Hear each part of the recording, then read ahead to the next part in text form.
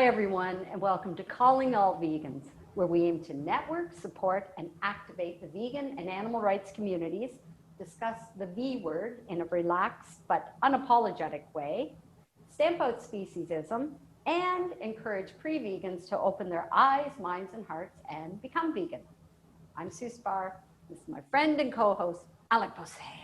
Hi, everyone. Thank you for tuning in, and thank you for watching us on our new channel. If you haven't already, please take a moment to click that subscribe button and ring the notifications bell so that you will stay informed about all of our upcoming content. If you're enjoying what you're seeing today, please make sure to like, comment, and share it with a friend. Now, fish are very special to me, but I betrayed them like no other creature. I was a kid who made animals my priority, including insects, but for some unknown reason, I fished a few times as a child. Drowning and suffocating petrify me, yet I inflicted that misery on another living being, and I'm ashamed of myself to this day. But it has also left me with a very soft spot for our aquatic friends. Our guest is an animal protector, both in his professional and personal life, and fish are his focus. He helps people rethink their attitudes and relationships with marine animals and compels them to act on that knowledge. Please welcome friend to fish, Howard Edelstein, to Calling All Vegans. Hi, Howard. Hi, thank you so much for having me. You've been involved in doing animal protection for quite some time now, since the 80s. You've been working with both the Federal Emergency Management Agency and the American SPCA. So it's really amazing. I understand right now you're down in Louisiana doing some work with FEMA. So thank you so much for taking some time today to meet with us. Oh, it's my pleasure. And just to make it clear, this is my lunch break. I don't want anybody to think I'm slacking off here. As I mentioned, you have been doing animal rights and work for quite some time. Can you give us a little bit of background on your vegan backstory? What made you become more aware of how we use animals and such? Well, I started out volunteering for PETA way back when. I mean, at the time, we were like reusing stamps, it was like hard times. And it was just when I was going to school, I saw a flyer that they had posted. It was at the University of Maryland. And so I just contacted them because, I've always had a soft spot for animals, and it's really just grown from there. I ended up working for them eventually, and then I went to work for the Humane Society of the U.S. and just volunteering for different groups. And now, as you mentioned, when I'm not out with FEMA, I assist the ASPCA. I work for them at their temporary shelters, mainly doing logistical work or sometimes daily care. Because, during disasters, there's a lot of animal groups that'll come in and try and help. And so, you try and get the animals out of there, you try and set up temporary shelters and take care of the animals, and, assistance is needed for that. And the temporary shelters also are used for cruelty cases, like dog fighting or hoarding, puppy mills, that kind of thing. And as long as we're mentioning disaster work, let me just say real quick that it is so important for people to plan for their animals. You don't know when a disaster is going to happen, and you don't ever want to leave them behind because you really don't know how long you're going to be gone. And, if at all possible, you should always take them with you and plan ahead where you can go and, just who's going to assist you because, not every hotel is going to allow you to bring animals, even not every family member is going to allow you to bring them with you. So know where you can go with them. Make sure you have supplies on hand, a picture with your animals good in case they do get lost. And, just make sure they're well cared for too, because that's not always the case. And it's just heartbreaking. And thankfully, there are organizations that come in to assist, after disaster and sometimes before, like the Humane Society of the U.S., they often go to a disaster before it occurred, like, a hurricane, it's coming. They'll go and empty the shelters, and they'll bring the animals somewhere safe. And this way, those animals are safe, and it frees up the shelter for after disaster. They have some room for more animals to come in. You've even written a book on disaster preparation for families with animals. Ready or not, here it comes, which is, that says it all, doesn't it? It really does. It really does. Because, there are certain areas that are more prone to disasters. But, like I said, you just never know. Any place can get some type of a disaster. Like I live in Maryland, and it's right outside of DC. And we're not likely to get a hurricane, but we could get a natural disaster, an oil spill or a fire, something.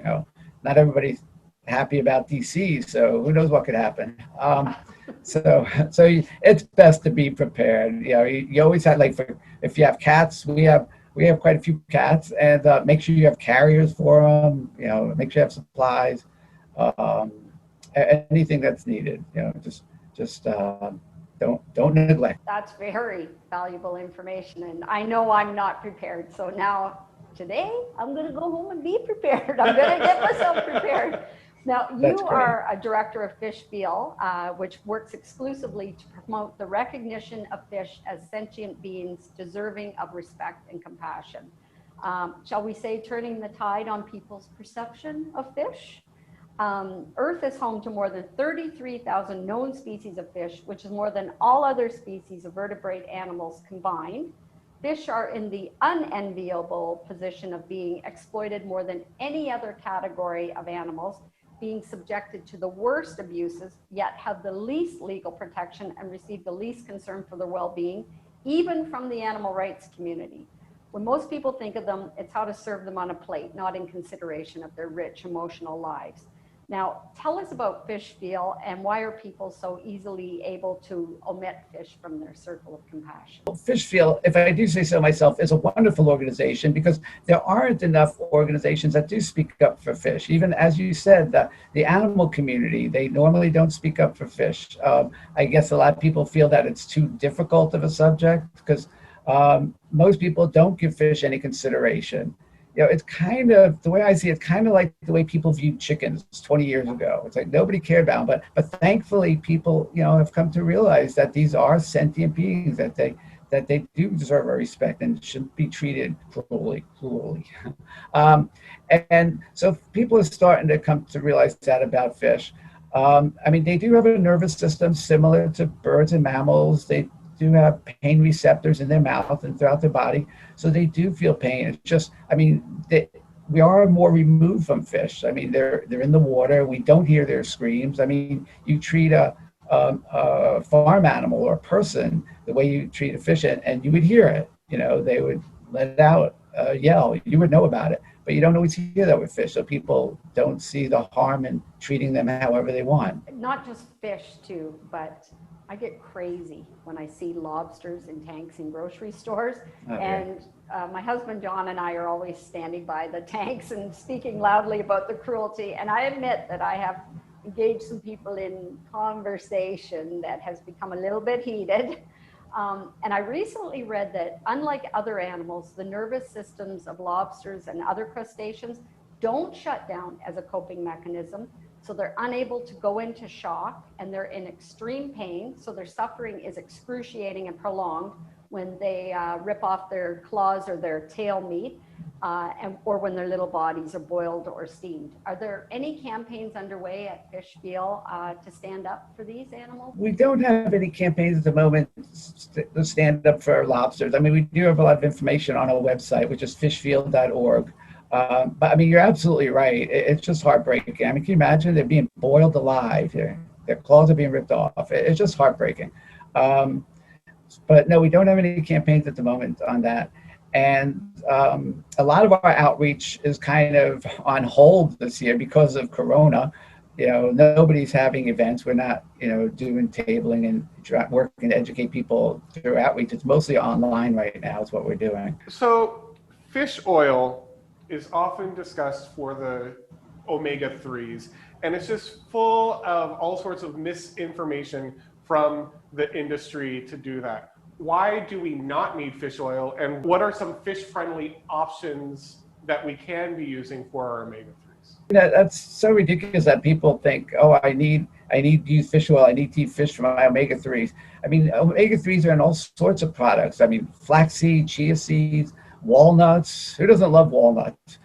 Soy, hemp, and for a concentrated dose, you can take algae supplements. I mean, that's how fish get their omega-3s, through algae. So, just cut out the middleman, just go straight for the algae supplement. Kind of like when people want to get their calcium from milk or whatever, Yeah, it's kind of sad because so many times individuals are talking about how there's these essential items that we can only get by consuming animals, when in fact, virtually all of them are easily accessible from the things that the other animals are consuming. That it's like, why do we need to have that as a transport? Exactly. And yeah, you bring up, getting milk from a cow. I'm actually working, not to plug another book, but I'm actually working on a children's book there's a farm sanctuary near us called Poplar Spring Animal Sanctuary. And it's a wonderful sanctuary. It's like 430 acres and all the beautiful animals living there. And it's a great educational location for people. And so I'm working on this children's book, and a couple of pages discuss how, baby calves, like newborn calves, are taken away from their mother so they don't get the mother's milk, so people can get the milk. It's like, how heartless can you be? It's like, especially now, there are so many great options out there. Almond, cashew, soy milk, rice milk, oat milk is a big one now. There's so many options, healthier for you, nobody suffers. It's just the way to go. It's just win-win. There's no downside. On the topic of your books, in your book, An Underwater Friend, which is one of the Fish Field projects, can you just tell us a little bit about that book and the motivation for writing it? I mean, it's really to educate people about fish, that they are sentient beings, that they should be treated with kindness and respect. And the book is about a child, Timmy, who's going fishing with his dad for the first time he's ever gone fishing. He's all excited about it. And so they go down to this local pond, and they're waiting, getting kind of bored. And then he catches a fish, and he's all excited. And then when they pull the fish out of the water, Timmy sees that this fish is in serious distress. And it, really tugs on his heartstrings. He's starting to get it, that, this animal feels. And his father sees that. His father's, pretty decent. And he's saying, we can throw him back if you want.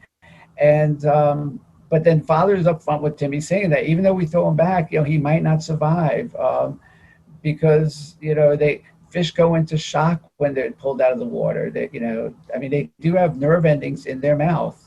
They have pain receptors in their mouth, and nerve endings throughout the body. And, and even if you do throw them back, so they might die, and they're easy prey for other fish because they're in shock. And Timmy's like, well, can we take him home and try to care for him? Because they happen to have a little pond in their backyard.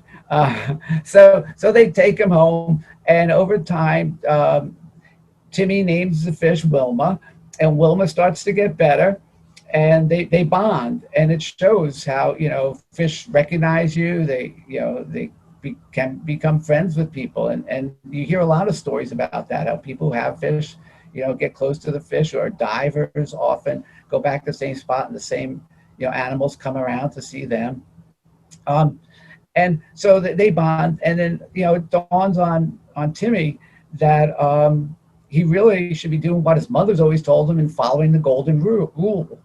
Do unto others as you want people to do to you. It's like he wouldn't want to be treated, this way, to have a hook put in him and being, yanked, I guess, under the water where he can't breathe, mistreated that way. And, he starts thinking about other animals and how they're treated. And so, he learns a valuable lesson there. And eventually, when Wilma's all better, Dad says that we really should bring Wilma back to the pond where we got her, because she has more space and she has all friends. And thankfully, no one ever goes to that pond, so it's not like anybody else will be fishing there. You could slip these things in if you want, Anyway, and that's what they do. And then after that, they still come back to the pond to visit with Wilma to play catch, but of course not to fish anymore. Yeah. So that's the story. And a great artist, Jess Henderson, she's from Scotland. She did all the illustrations, and she just did a wonderful job. All profits are going towards supporting Fish Field, and then also the publisher is a very ethical publisher, Who Chains You Humane Press.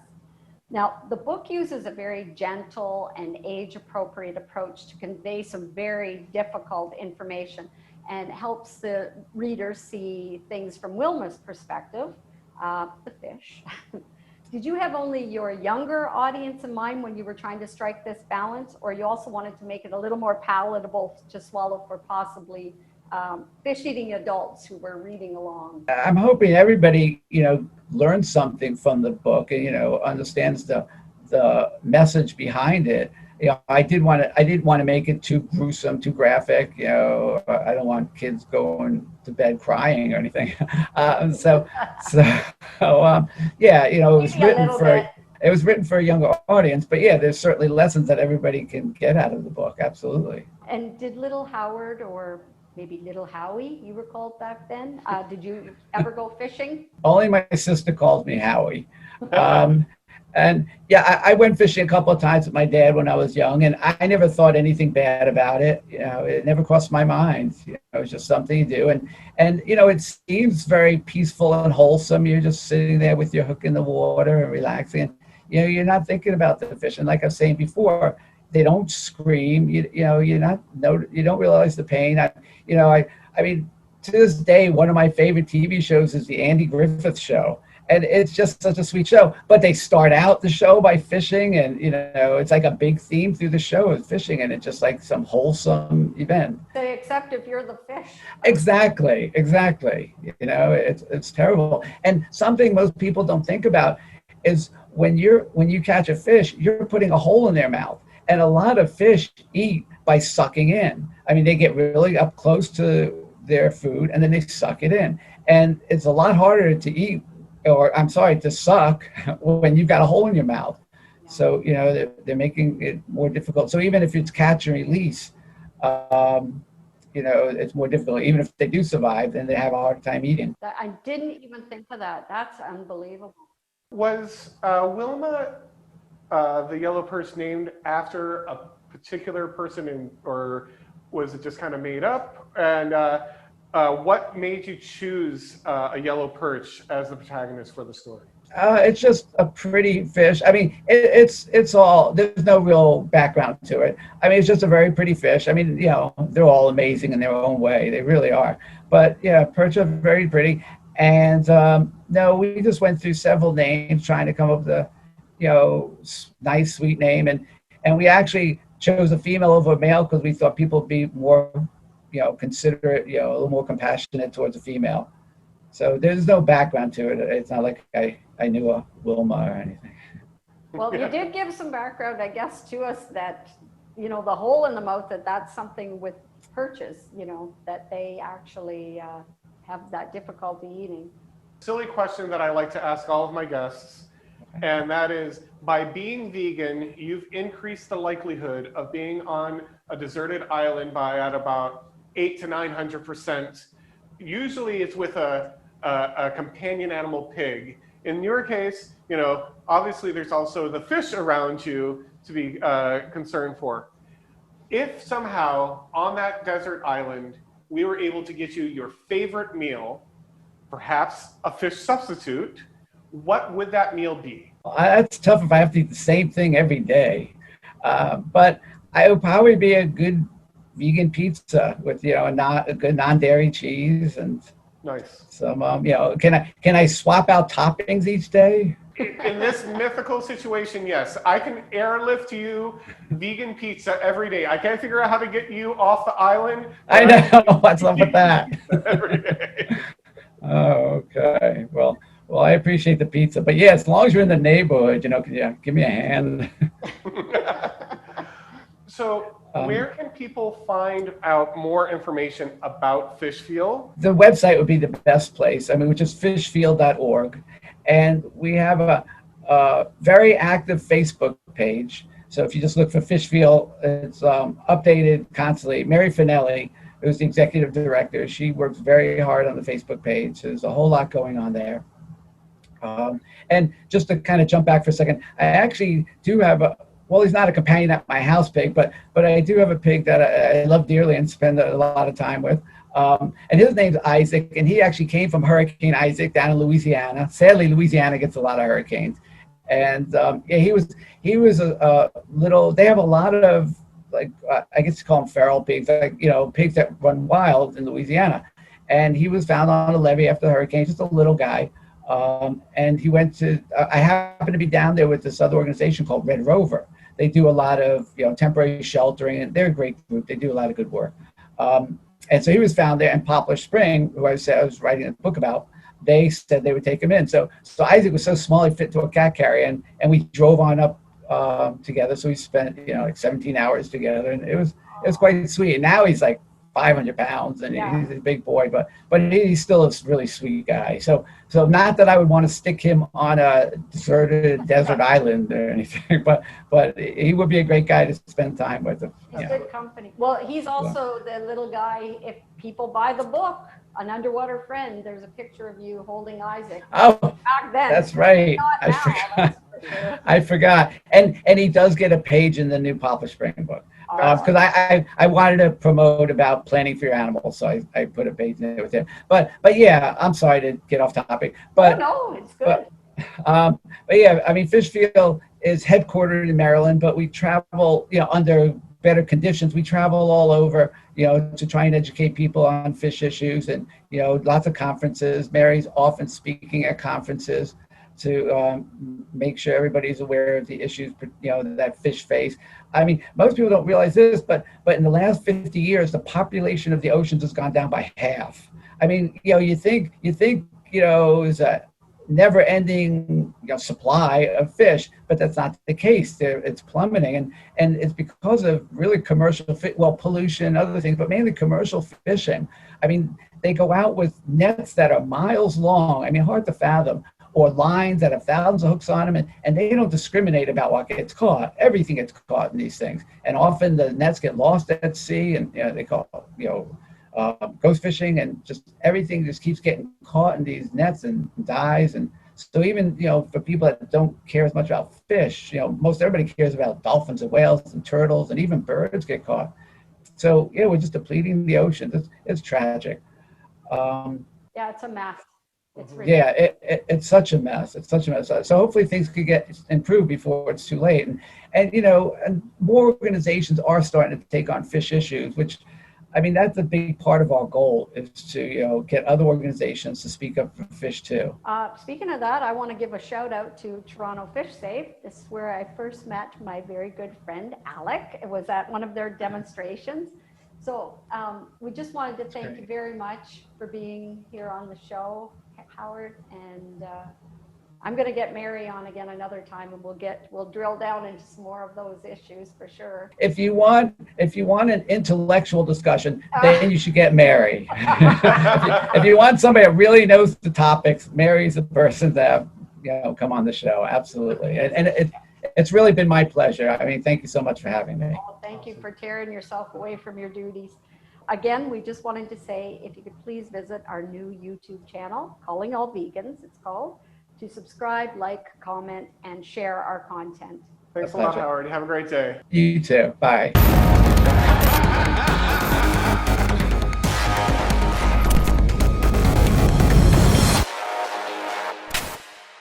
That was good.